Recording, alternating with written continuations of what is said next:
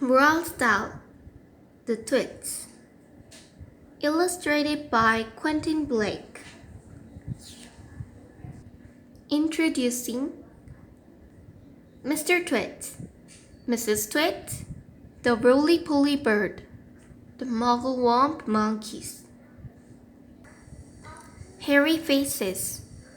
What a lot of hairy-faced men there are around nowadays. When a man grows hair all over his face, it is impossible to tell what he really looks like. Perhaps that's why he does it. He'd rather you didn't know. Then, there's the problem of washing. When the very hairy ones wash their faces, it must be as big a job as when you and I wash the hair on our heads. So, what I want to know is this: how often do all these hairy-faced men wash their faces? Is it only once a week, like us, on Sunday nights? And do they shampoo it? Do they use a hair dryer? Do they rub hair tonic in to stop their faces from going bald? Did they go to a barber to have their hairy faces cut and trimmed, or did they do it themselves in front of the bathroom mirror with nail scissors? I don't know.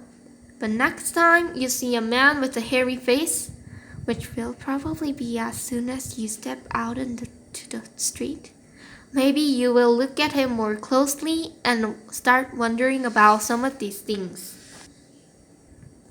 Mr. Twit. Mr. Twit was one of these very hairy-faced men. The whole of his face, except for his forehead, his eyes and his nose, was covered with thick hair. The stuff even sprouted in revolting tufts out of his nostrils and ear holes. Mr. Twit felt that this hairiness made him look terrifically wise and grand, but in truth, he was neither of these things. Mr. Twit was a twit. He was born a twit, and now, at the age of 60, he was a bigger twit than ever. The hair on Mr. Twit's face didn't grow smooth and matted as it does on most hairy-faced men. It grew in spikes that stuck out straight like the bristles of a nail brush. And how often did Mr. Twit wash this bristly, nail-brushy face on his? The answer is never, not even on Sundays. He hadn't washed it for years. Dirty beards. As you know, an ordinary unhairy face like yours or mine simply gets a bit smudgy if it is not washed often enough, and there's nothing to so often about that. But a hairy face is a very different matter. This cling to hairs, especially food. Things like gravy go right in among the hairs and stay there. You and I can wipe our smooth faces with a flannel and we quickly look more or less alright again, but the hairy man cannot do that. We can also, if we are careful, eat our meals without spreading food all over our faces, but not so the hairy man. Watch carefully next time you see a hairy man eating his lunch and you will notice that even if he opens his mouth very wide, it is impossible for him to get a spoonful of beef stew or ice cream and chocolate sauce into it without leaving some of it on the hairs. Mr. Twit didn't even bother to open his mouth wide when he ate. As a result, and because he never washed it, there were always hundreds of bits of old breakfasts and lunches and suppers sticking to the hairs around his face. They weren't big bits, mind you, because he used to wipe those off with the back of his hand or on his sleeve while he was eating.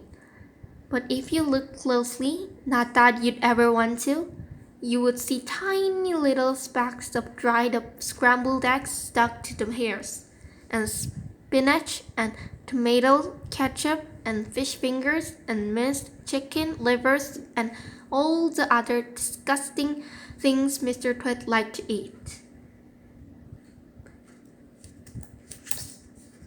If you look closer still, hold your noses, ladies and gentlemen. If you peer it deep into the moustache bristles sticking out over his upper lip, you would probably see much larger objects that had escaped the wipe of his hand, things that had been there for months and months, like a piece of maggoty green cheese or a moldy old cornflake or even the slimy tail of a tinned sardine. Because of all this, Mr. Twit Neville went weirdly hungry.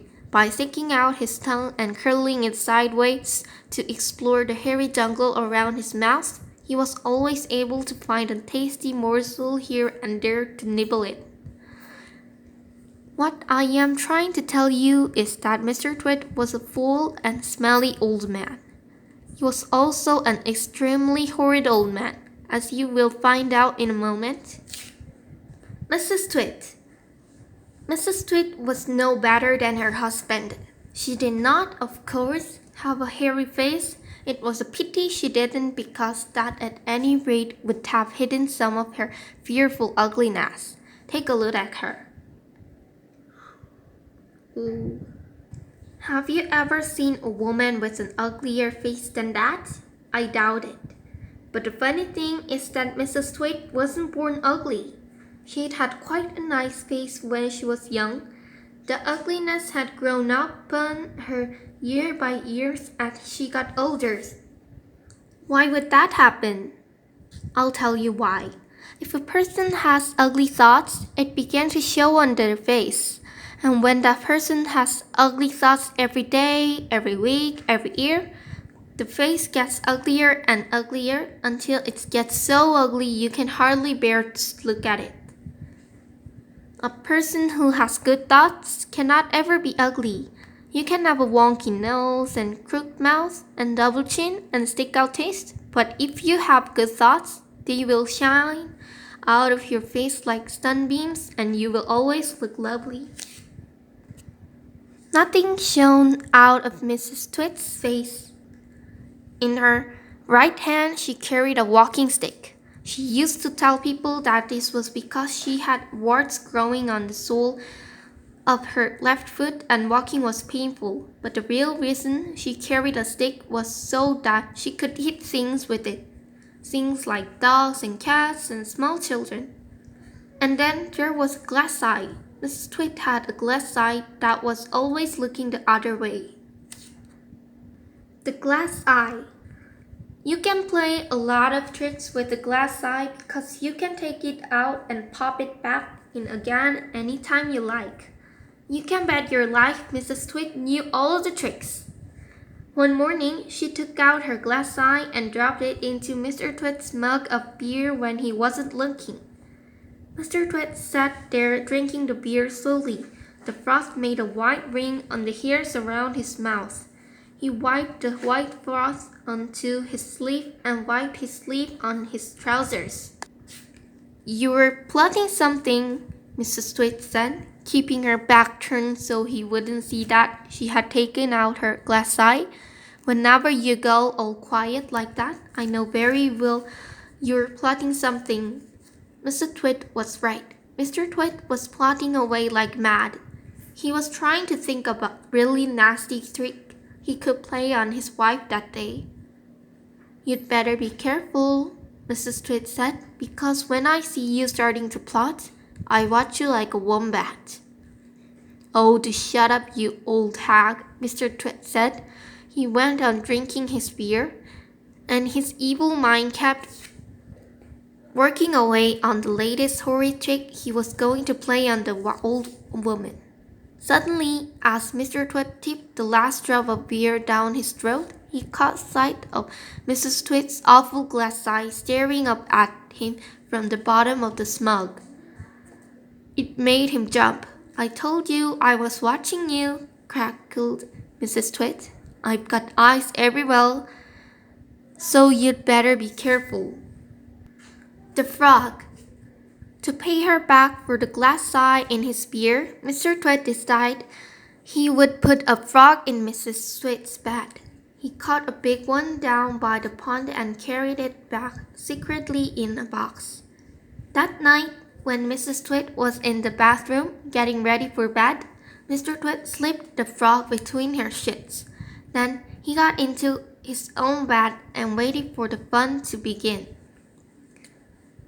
Mrs. Twit came back and climbed into her bed and put out the light. She lay there in the dark scratching her tummy. Her tummy was itching. Dirty old hags like her always have itchy tummies. Then all at once she felt something cold and slimy crawling over his feet. She screamed. "What's the matter with you?" Mr. Twit said. "Help!" screamed Mrs. Twit, bouncing about. "There's something in my bed." "I'll bet it's that giant skilly wiggler I saw on the floor just now," Mr. Twit said. "That what?" screamed Mrs. Twit. "I tried to kill it, but it got away," Mr. Twit said. "It's got teeth like screwdrivers." "Help!" screamed Mrs. Twit. "Save me! It's all over my feet." "It'll bite off your toes," said Mr. Twit. Mrs. Twit fainted. Mr. Twit got out of bed and fetched a jug of cold water. He poured the water over Mrs. Twit's head to revive her. The frog crawled up from under the sheets to get near the water. It started jumping about on the pillow. Frogs love water. This one was having a good time. When Mrs. Twit came to, the frog had just jumped onto her face. "This is not a nice thing to happen to anyone in bed at night." She screamed again. "By golly, it is a giant squiggly wiggler," Mr. Twit said. "It'll bite up your nose." Mrs. Twit leaped out of bed and flew downstairs and spent the night on the sofa. The frog went to sleep on her pillow. Cute. The wormy spaghetti. The next day, to pay Mr. Twit back for the frog trick, Mrs. Twit sneaked out into the garden and dug up some worms. She chose big long ones and put them in a tin and carried the tin back to the house under her apron. At 1 o'clock, she cooked spaghetti for lunch and she mixed the worms in the spaghetti, but only on her husband's plate. The worms didn't show because everything was covered with tomato sauce and sprinkled with cheese. "Hey, my spaghetti is moving!" cried Mr. Twit, poking around in it with his fork. "It's a new kind," Mrs. Twit said, taking a mouthful from her own plate, which of course had no worms.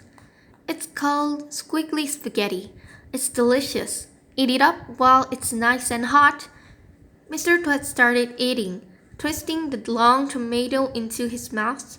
Soon there was tomato sauce all over his hairy chin.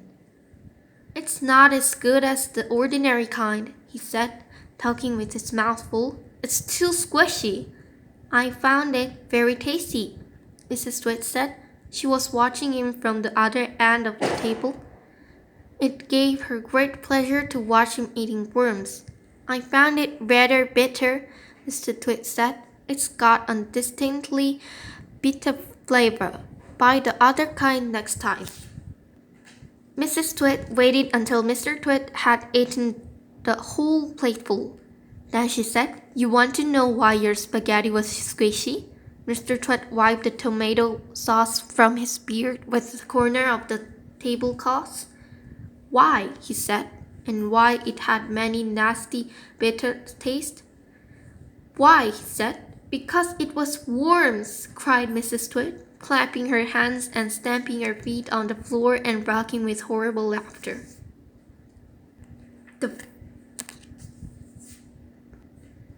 The funny walking stick. To pay Mrs. Twit back for the worms in his spaghetti, Mr. Twit thought of a really clever nasty trick. One night, when the old woman was asleep, she crept out of bed and took her walking stick downstairs to his work shed. There she stuck a tiny round piece of wood, no thicker than a penny, onto the bottom of the stick. This made the stick longer, but the difference was so small. The next morning, Mrs. Twit didn't notice it. The following night, Mr. Twit stuck on another tiny bit of wood. Every night he crept downstairs and added an extra tiny thickness of wood to the end of the walking stick.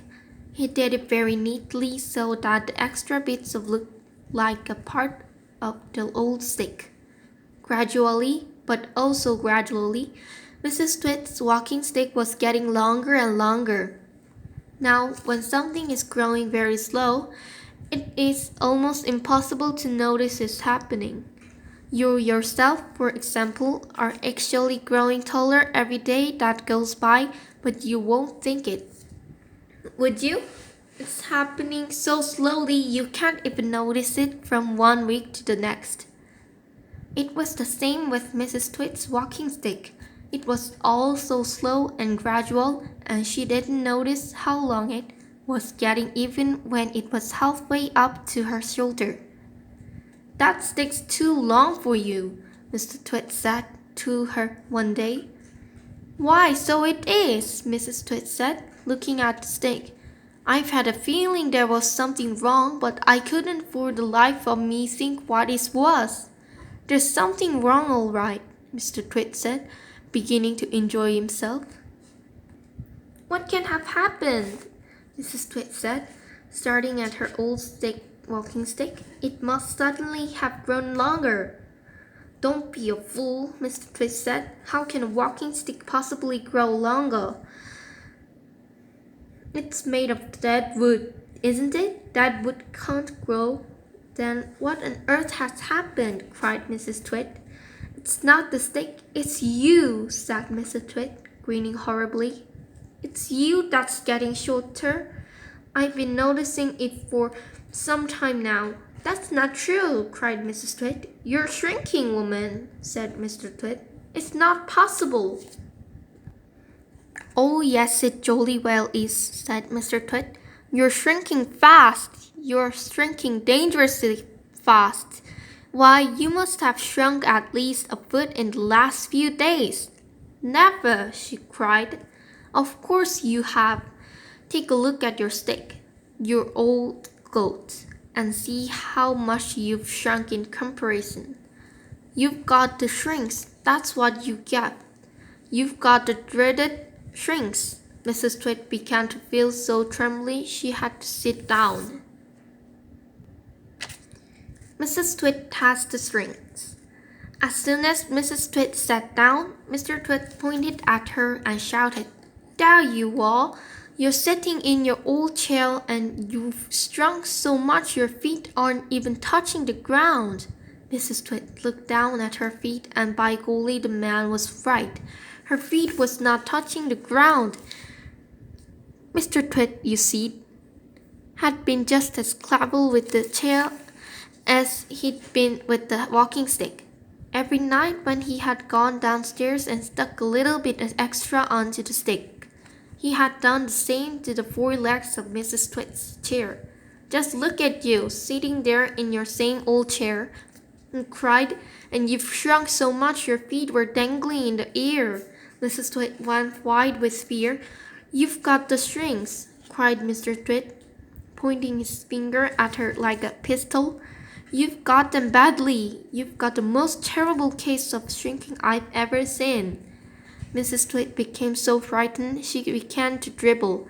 But Mr. Twit, still remembering the worms in his spaghetti, didn't feel sorry for her at all. I suppose you know what happens to you when you get the shrinks, he said. What?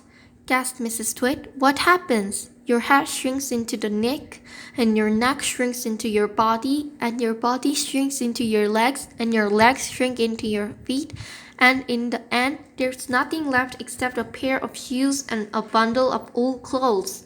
I can't bear it, cried Mrs. Twit. It's a terrible disease, said Mr. Twit, the worst in the world. How long have I got? Cried Mrs. Twit. How long before I finish up as a bundle of old clothes and a pair of shoes? Mr. Twit put on a very solemn face. At the rate you're going, he said, shaking his head sadly, I said not more than 10 or 11 days. But isn't there anything we can do? Cried Mrs. Twit. There's only one cure for the strings, said Mr. Twit.